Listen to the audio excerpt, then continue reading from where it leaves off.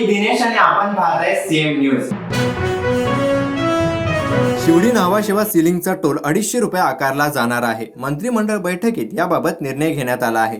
सुरुवातीला चर्चा होती की टोल 500 रुपये असू शकतो। राष्ट्रवादी काँग्रेसच्या आमदार अपात्रता प्रकरणाची सुनावणी रद्द करण्यात आली आहे।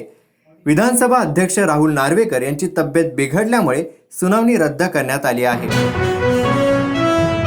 भावना गवळी यांना आयकर विभागाकडून नोटीस पाठवण्यात आली आहे। या नोटीसीत त्यांना 26 कोटींचा हिशोब मागण्यात आला आहे। राष्ट्रवादीचे नेते जितेंद्र आव्हाड यांनी प्रभू श्रीराम मांसाहारी असल्याचं वक्तव्य केलं होतं। या वक्तव्यानंतर जितेंद्र आव्हाडांवर जोरदार टीका होत आहे। या पार्श्वभूमीवर राष्ट्रवादी काँग्रेसचे ज्येष्ठ नेते एकनाथ खडसे यांनी जितेंद्र आव्हाडांना एक सल्ला दिला आहे। माझ्या वडिलकीच्या नात्याने जितेंद्र आव्हाड यांना सल्ला आहे की वाद होईल असा कोणताही मुद्दा हातात घेऊ नका।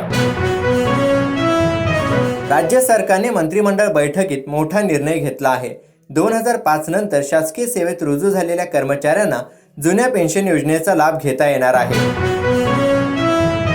जितेंद्र आव्हाड यांनी श्रीरामाबद्दल केलेल्या वक्तव्याला शरद पवार यांची मुखसंमती असल्याचा आरोप शिवसेना शिंदे गटाचे आमदार संजय शिरसाट यांनी केला आहे।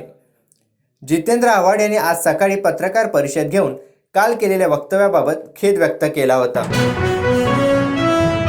बीड गेवराईत गर्भलिंग निदान करणाऱ्या सोनोग्राफी सेंटरवर धाड मारण्यात आली आहे। या सेंटरमधून गर्भलिंग निदान करण्यासाठी वापरण्यात येणारे साहित्य आणि औषध जप्त करण्यात आली आहेत।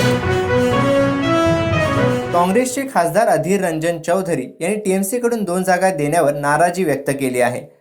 अधीर रंजन चौधरी म्हणाले, मला माहीत नाही ममता बॅनर्जींकडे कोणी 2 जागांची भीक मागितली।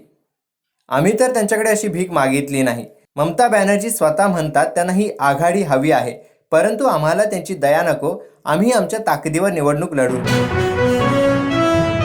22 जानेवारी रोजी अयोध्येत श्रीराम मंदिराच्या भव्य उद्घाटन सोहळ्याचं आयोजन करण्यात आलं आहे।